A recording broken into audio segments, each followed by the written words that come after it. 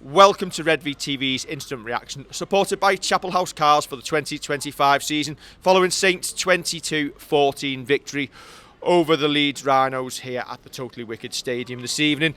Kev isn't available this week, so Peter, I've dragged you down from Scotland to join us. Kicking and screaming. Are you glad you came for that one? Of course, I've seen a win in the Cup. Yes. And as I've been saying to anyone who'll listen, in the Cup it doesn't matter how you play. You win 5 matches in a row, you get a nice shiny pot at the end of it. Earlier Cup triumphs, 2008, 2007, 2021, do we even care how Saints played in the earlier rounds? Doesn't matter. We won and we won the Cup. And really that's probably how we should look at this tonight. You should, but one Challenge Cup in the last 17 years, and if we play like that, we won't be adding to it this year either. No, listen, that's absolutely fair. We certainly need to play a lot better, certainly in the first half, but I thought we came out in the second half, we showed a lot more intent, a lot more urgency, a lot more speed. We were winning collisions and we got 3 tries very, very quickly, killed the game off.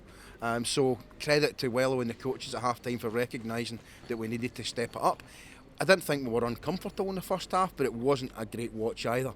But listen, we got the job done in the end, even though we went a little bit sloppy the last kind of 10 minutes and gave the scoreline a flattering look, I think, for Leeds. But listen, we won, we're through, that's all that matters. When minnows go to big clubs in the Cup, you almost don't want to get nilled.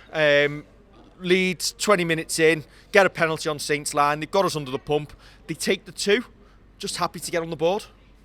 Yeah, I see the game you're playing. They did used to be a big club, didn't they? Fantastic. Do you know what? I was talking to, not Kev, could you?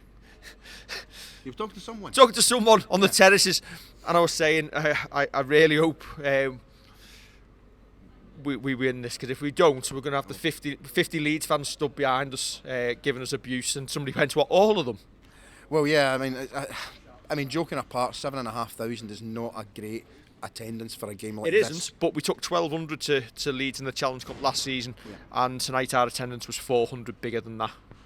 Well, that's very, very true. It's disappointing to see a Leeds support when it's 10, 12 quid cheaper to get in. It's not on mainstream TV. Is it easy to see why they didn't travel after you've seen that Leeds team? Possibly, but then again, it's a cup tie. You would never know ahead of the time how the game was going to pan out, because cup tie, anything can happen. Obviously, we won, we can say that now, but you've got to say, well, for season ticket holders at Saints, you have to shell out extra, but if you're an away supporter, it's actually cheaper tonight. And not even having the away terracing open seems like a bit of an absolute brasser for them, to be quite honest. I'm disappointed in the numbers that they brought, but to be honest, I don't really care about Leeds. They're someone else's problem. We won, that's all that matters. First half, listen, the attack was dire. Again, we looked devoid of ideas. The only saving graces are defensive efforts are still pretty solid, which means we're not going to concede loads of points. Even like, I know we conceded a couple late on, but it made sure that we weren't falling behind in that game, and we took the lead. But the first half for me was summed up by the efforts on the hooter. 10 seconds to go, Leeds knock on. We can form the scrum and get a play the ball off, even if you just kick a drop goal and add to the scoreboard. And we just walk to it, and players weren't switched on, and the hooter goes, and we trudge off at 6-2 up. Yeah, I think as well, one thing other people might have had a better view. Obviously, I was in the West Terrace tonight, but no video ref might have been quite helpful for us with Kyle Felt's try. It might turn out that it was a perfectly legitimate try, but we know that in Super League with video ref, there have been forensically examining 5 or 6 different things there, and perhaps I think one of the Leeds tries might not have got grounded. It might have been held up, but the ref, I think it might have been the last one. But Liam Moore was on the spot and he gave it, so.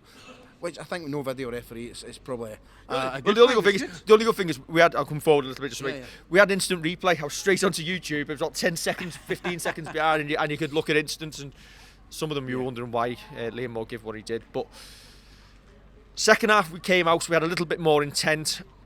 We had scored a couple of decent tries, good breaks, but there were fleeting moments in that game. Yeah, I would say so, but I think the way the cup tie started, it was always going to be fleeting moments that would decide how the match was won and lost. I thought Harry Robertson played particularly well tonight. I loved his little kind of in to out for his try when he received the ball. He took a Is step. that how he did it, Peter? He took a step. He did. That's how he It was did a it. subtle step. See, a lot more don't subtle watch than the I replay. managed. Don't have to watch the highlights on Saints TV. Just Peter's just reenacted it for you. Yeah. It's good luck to everyone watching that back. But he did take a tiniest wee step, which gave them that bit of room to get outside the Leeds defender. Exactly, yeah, exactly. I'm not his dad. He's just got a Scottish surname. But listen, I thought Harry was great, and for me, he'd been my man of the match tonight. I thought Darryl Clark went well, especially first half. He gave us that little bit of spark, that little bit of go forward. Running up the middle of the park. Yeah. Yes, he could have maybe passed one of them out at the end and helped someone's bet win. I think that one in the last where he went for they went for a wee scoot when he could have slipped a pass. But then again, who am I to tell Darryl Clark how to play rugby? You know what I mean? He's the boy knows what he's doing. He went 80 again, which I think long term that's not what we need to be doing. And obviously there's disappointment tonight with Batch picking up a head injury, which means he won't play next week. Percy did not look very comfortable at all. So I was going to come on to that. So Batch fails HIA. Percy looks like he's gone on his ankle. If we're missing both of them next week, you're looking at Matt Whitley going into potentially play centre. And then the squad starts getting tested a little bit, and we're going to have to bring lads in who probably haven't had much game time. Maybe James Bell comes back into that side in the second row. Yeah, I think he would probably have to, but there's no other more obvious options than that. Bell would come in. Probably Whitley at centre. This is where maybe not having Connie available is might be a double-edged sword, because throwing him in against a team like Warrington might not be the best idea anyway. But that's a moot point because he's injured. But we've got a bit of time to work it out. Dagnall would have been an option, but obviously he's picked up an injury as well, which is poor timing for the lad. But listen, we'll worry about next week. The problem you've got is with the games you've got coming up over the next few weeks. The big games you've got to win, and Warrington next week is going to be a much tougher game than that tonight. It's a step up once again for us, and well, anything will be a step up after that motley crew turned up from Yorkshire. But if we put in anything like that performance next week, it's not going to be good enough to get the points. No, not at all. Defensively, for probably 70 of the 80 minutes, yes. We went a bit sloppy when the game was won. Discipline gave away a few penalties that led to them getting tries. But if we keep our defence to that level, we give ourselves a chance. But we need to offer more in attack, not just in terms of playing with a bit of style, a bit of panache, a bit of pace, but also making sure we run hard, carrying the ball, post-contact meters that we did in the second half. We didn't do that in the first half. Getting quick, play the balls. Kicking game was a little bit better tonight, 40-20 as well, which was really good. But we need to get a lot more right for most of the game next week if we want to even live with Warrington. And that might sound bad saying that, a bit defeatist, but we need to be 30% better next week to have a chance. Is it hard to play in a muted atmosphere like that? Listen, without going into what needs to happen to the Challenge Cup, 7,500 for a Challenge Cup tie like that, which 15-20 years ago you'd have been getting 15,000 potentially for. The competition's on its arse. If we're being really honest, is it hard for players to get motivated in that sort of games? I know it shouldn't be, but is it natural? Again, my answer was going to be it shouldn't be. If we're being brutally honest, it's Saints' best chance of a trophy this year. Players want to win things. This is our best chance. We need to win 5 games to win this. We've won 2 already.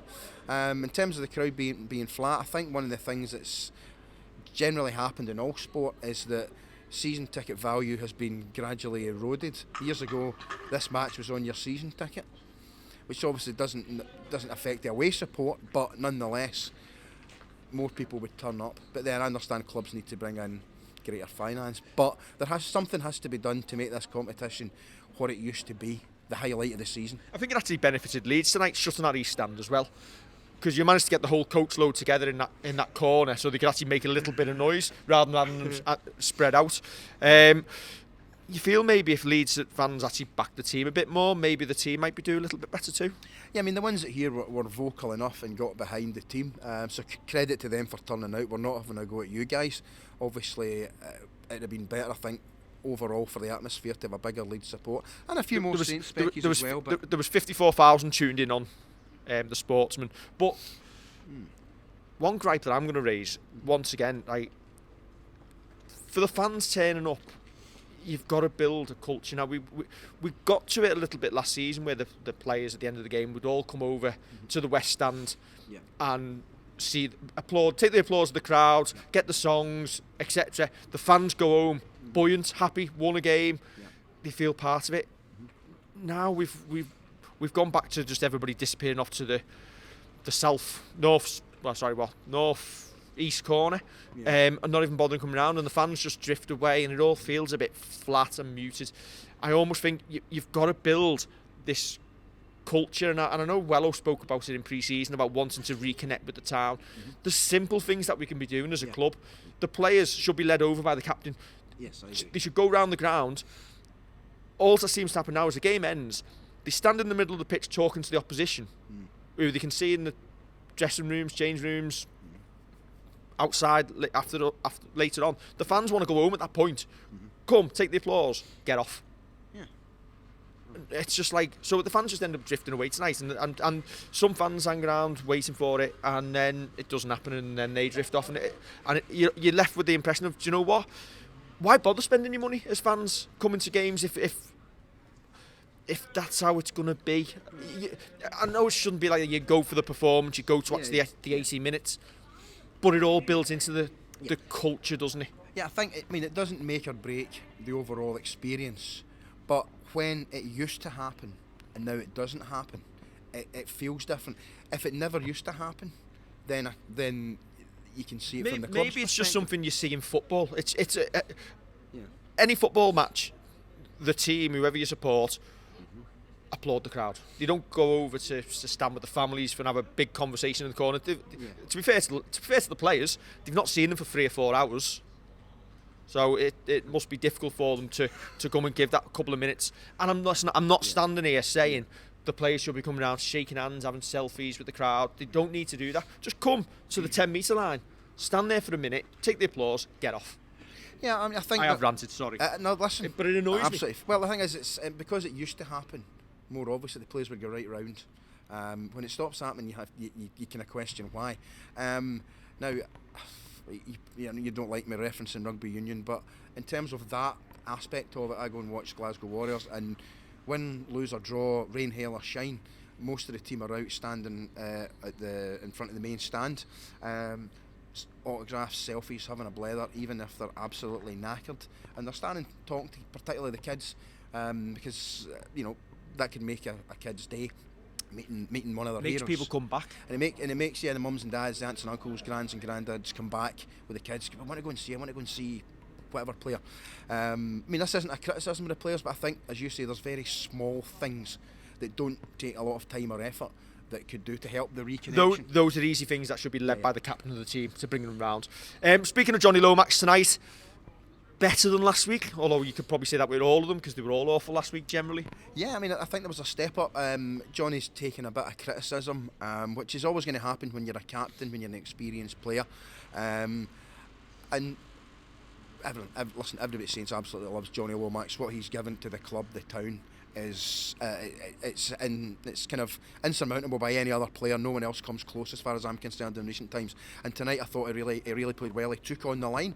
Wasn't perfect, no one was perfect, but it was definitely a heck of a lot better than last week, particularly in the second half. As I say, I thought Harry Robertson went well, Jack was good. It was great to see Matt Whitley come on and run one of those lines and get a great try. Tristan Saylor, I want to give him a comment as well, because after his try, you could see the lift in him. He's such a confidence player. That's what I was literally about to say to you. There was a 10-minute period where he looked really lively. You just need to see that more often in games. But as you say, confidence player. Yeah, and he took his try really, really well. And you could see him almost grow in stature and grow in belief. And if we can get that from him from the off, and I'm Johnny doing what Johnny does, and everybody just giving that wee 10% extra, because we're not playing great, but we're not a million miles off. That's the frustrating thing. There's a team there next week that can beat Warrington, but we just need to do things a little bit more accuracy, 10% more in everything, and I think we could certainly beat Warrington. There's nothing to be frightened of. Not at all. Good Friday might be a slightly different indicator where you may as well start drinking now. Well, I think perhaps some people did, hence why they're not with us tonight. But anyway, not to worry. Not naming any names, obviously. No.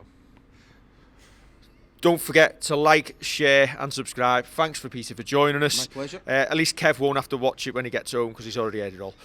Catch you soon.